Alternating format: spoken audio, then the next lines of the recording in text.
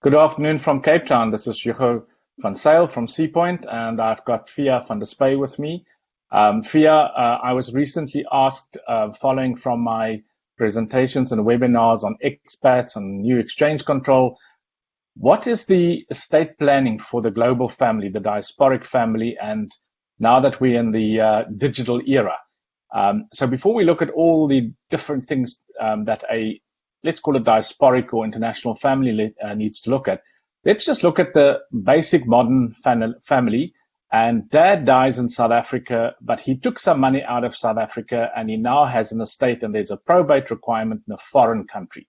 Let's start with basic. How do I register that will in a foreign country, taking into account dad only had a South African will?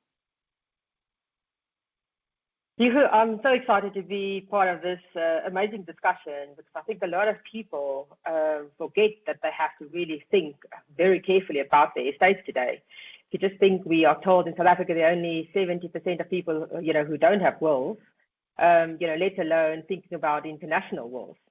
So it is so important to make sure that once you venture either investing overseas or you have children overseas, that you have to start thinking about considering your estate planning very carefully to, first of all, protect your assets, and secondly, to make sure that, the assets actually go where you intend them to go to the extent that you can internationally.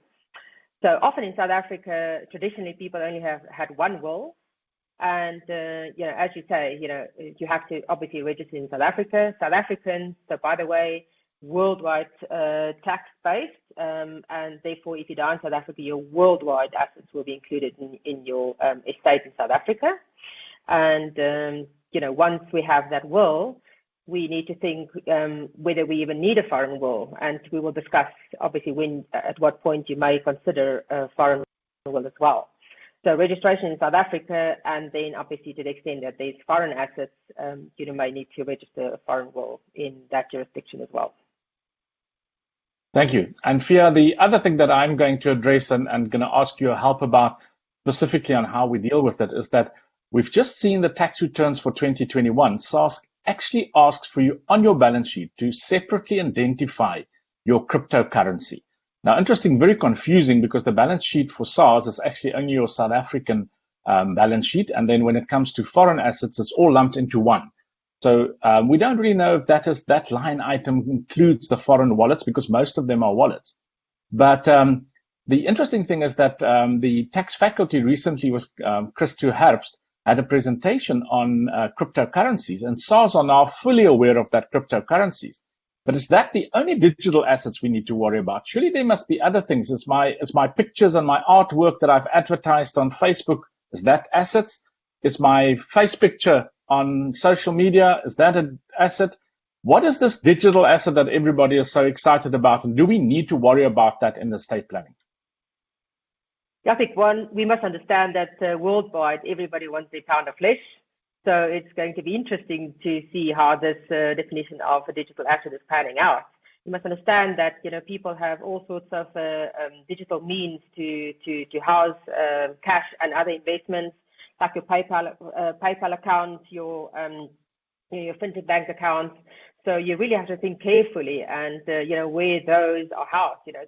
The days of escaping the tax net in South Africa, being a South African resident, you're not going to get away with. So I think SARS is starting to understand the definition themselves, and they want, obviously visibility and transparency of what may be included in your estate one day.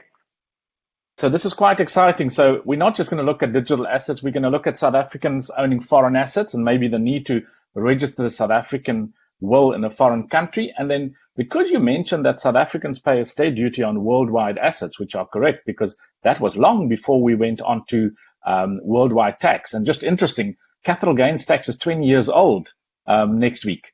On the end of September, 1st of October, we have capital gains tax having a 20th anniversary. And I will also deal with how the diasporic family can prevent a South African deceased estate, because we're having so much issues with the master. I mean, I don't know if you saw the FISA advert this morning or the news flash that there's been a cyber attack at the master's offices. And I didn't realize that my one article about how to avoid a estate administration in South Africa for diasporic families have really gone viral. So please join me here on that day so we can address all these issues. And we're going to have 2 sessions, if you're okay with that, and we're going to address several issues.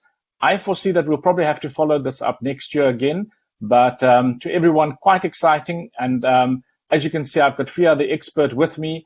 And if you're going to use a trust or not a trust, Fia, you have a solution? You think there's other options we can look at then, other than trusts?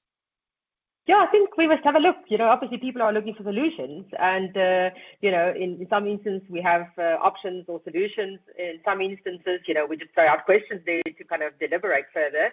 And as you say, maybe something that we can have a further discussion on.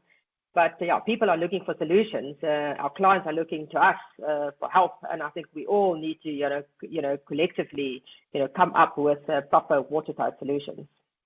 So that's it. Thank you, Fia. We're going to call it Global Estate Planning in the Digital Era. We're going to really make it exciting, push some boundaries, and we're going to push a few people's cheese around the board, the smorgasbord. So thank you for that, and looking forward. And come and join us. It's in November, and there's some time. I know everybody is coming back from exams then. And just to make sure that you do not rest over December, we're going to give you lots to think about over December and January so that you have new work to do for your clients coming next year, because now capital gains tax is 20 years old. The state duty is there to stay. And there may be a wealth tax. There's wealth tax in other countries. We have Sharia law, forced heirship. We'll try and address as much as we can. Thank you, Fia, for confirming and joining in on this presentation. Very much looking forward.